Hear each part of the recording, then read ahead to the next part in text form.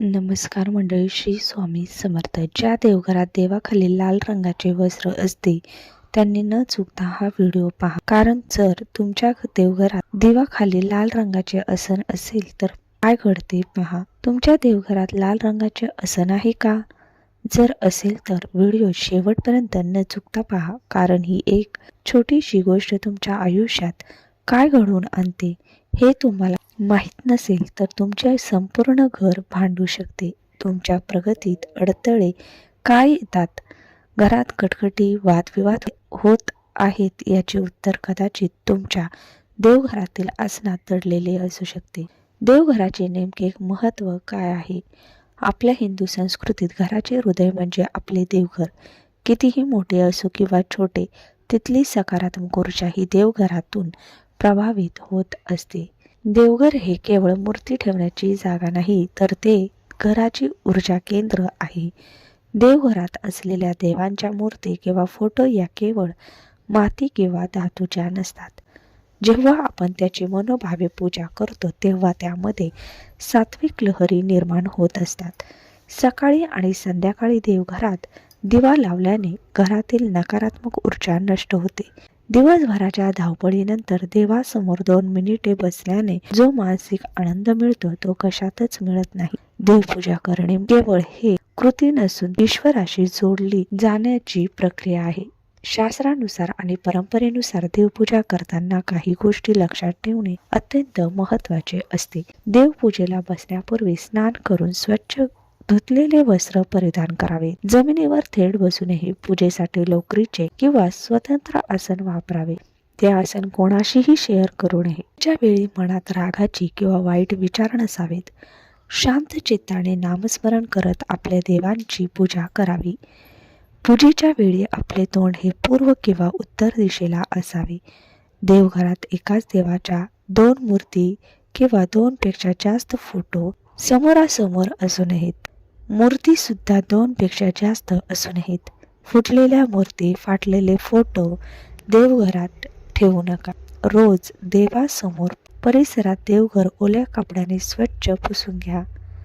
आदल्या दिवशीची सुकलेली फुले आणि हार सकाळीच काढून ठेवा. शिळी फुले देवाला वाहू नका. तुळस आणि बिल्वपत्र याला अपवाद आहेत. देवाला वाहिले जाणारे अक्षता म्हणजे तांदूळ अखंड असावेत. ते तुटलेले नसावेत. पांढरे तांदूळ देवाला वाहण्यापूर्वी त्यांना थोडे ओले करून हळद कुंकू लावावा. पूजेच्या तांब्यातील पाणी रोज बदलावे. ते पाणी तुळशीला किंवा इतर झाडांना घालावे. पायाखाली येईल अशा ठिकाणी ते पाणी टाकू नका. विशेषतः गणपतीला जास्वंद किंवा दूर्वा, शंकराला बेल, विष्णूला कृष्णाला तुळस अर्पण करावी. शंकरांना केतकीचे फुले वाहू नका आणि गणपतीला तुळस अर्पण करू नका. देवासमोर दिवा लावताना तो उजव्या हाताला असावा. दिवा विझणार नाही याची काळजी घ्यावी. अगरबत्ती किंवा धूप लावल्यानंतर तो डाव्या हाताला ठेवावा.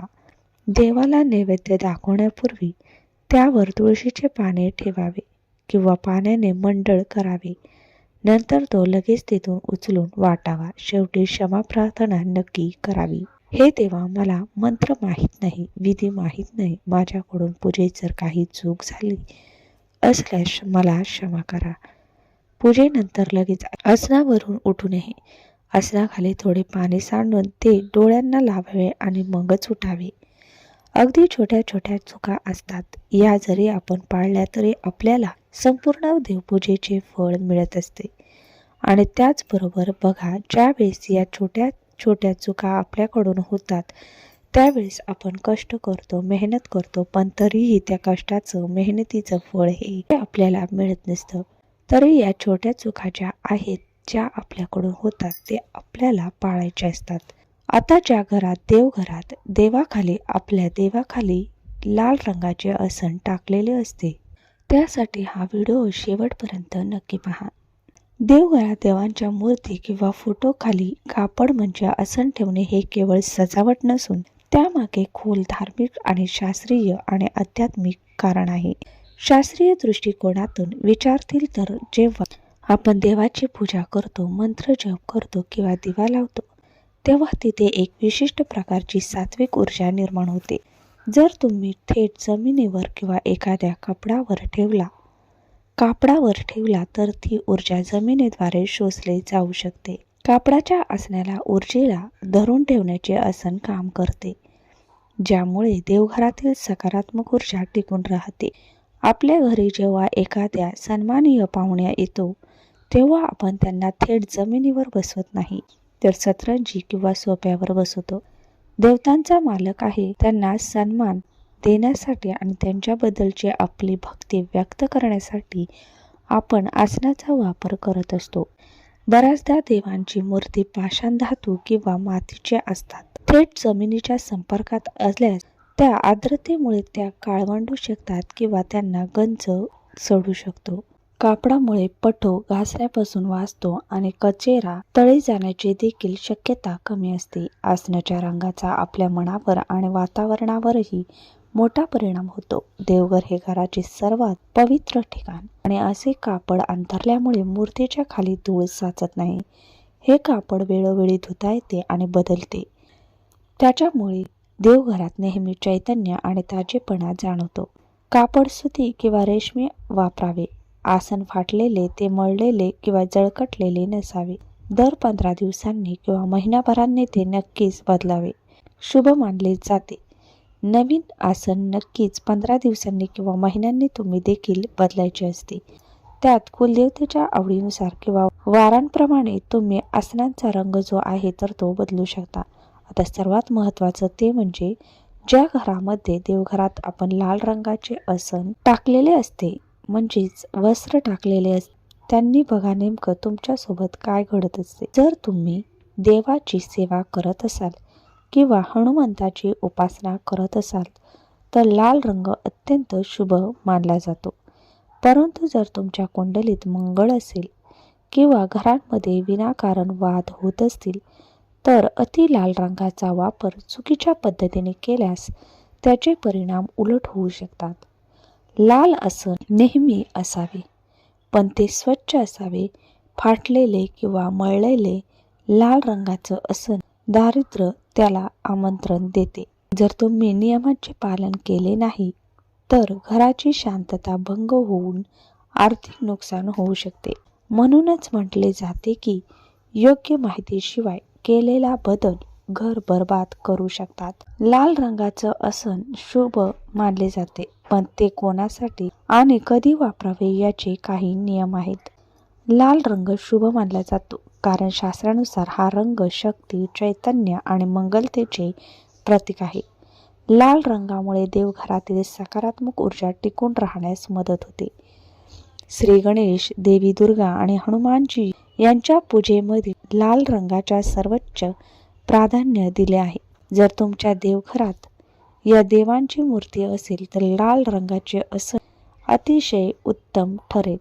पण कधी हे आसन लाल रंगाचे असे टाकू नये बघा. असे आसन म्हणजे मळकटलेले, तेलकट, फाटलेले, जळालेले आसन हे नकारात्मक आणि दारिद्र्य आणते. अशा आसनामुळे घरात कटकटी वाढू शकतात. जर तुम्ही भगवान विष्णू आणि श्रीकृष्णाची विशेष सेवा करत असाल तर तिथे पिवळ्या रंगाचे आसन जास्त फलदायी मानले जाते. पितृकार्यासाठी किंवा शांततेच्या उपासनेसाठी लाल रंगाचा अतिवापर टाळावा. जर घराच्या ईशान्य कोपऱ्यात जास्त गडद लाल रंग वापरला आणि तिथे स्वच्छता नसेल तर घरातील व्यक्तीच्या स्वभावात चिडचिडापणा वाढू शकतो. लक्ष्मी देवीला लाल रंग खूप प्रिय आहे. स्वच्छ लाल रंगावर लक्ष्मीची स्थापना केल्यास आर्थिक अडचणी दूर होण्यास मदत होते. पूजेला बसल्यावर मन विचलित होत नाही, कारण लाल रंग हा उत्सवाचा रंग मानला जातो. लाल रंगाचे आसन टाकले तर चुकीचे नाही, पण ते कसे ठेवावे महत्त्वाचे आहे. जर तुम्ही ते आसन कधीच धुत नसाल, त्यात धूळ साचली असेल किंवा ते जळालेले असेल, फाटलेले असेल तर ते त्वरित बदला. अन्यथा त्या देवांची तुम्ही सेवा करत आहात तिथून नकारात्मक ऊर्जा, नकारात्मक लहरी निर्माण होऊ शकतात आणि तुमच्या प्रगतीत बाधा येऊ शकतात. थोडक्यात सांगायचं तर लाल रंगाचे आसन शुभच आहे, फक्त ते शुद्ध, स्वच्छ, रेशमी आणि सुती आणि शुभ असावे. त्याचबरोबर तुम्ही अजूनही वेगवेगळ्या रंगाचे आसन टाकू शकता। त्यामध्ये तुम्ही पिवळ्या रंगाचे आसन देखील वापरू शकता, ते सुद्धा खूप महत्त्वाचे मानले जाते। जर तुम्हाला हा माहितीपूर्ण व्हिडिओ आवडला असेल तर व्हिडिओला एक लाईक करा। धन्यवाद।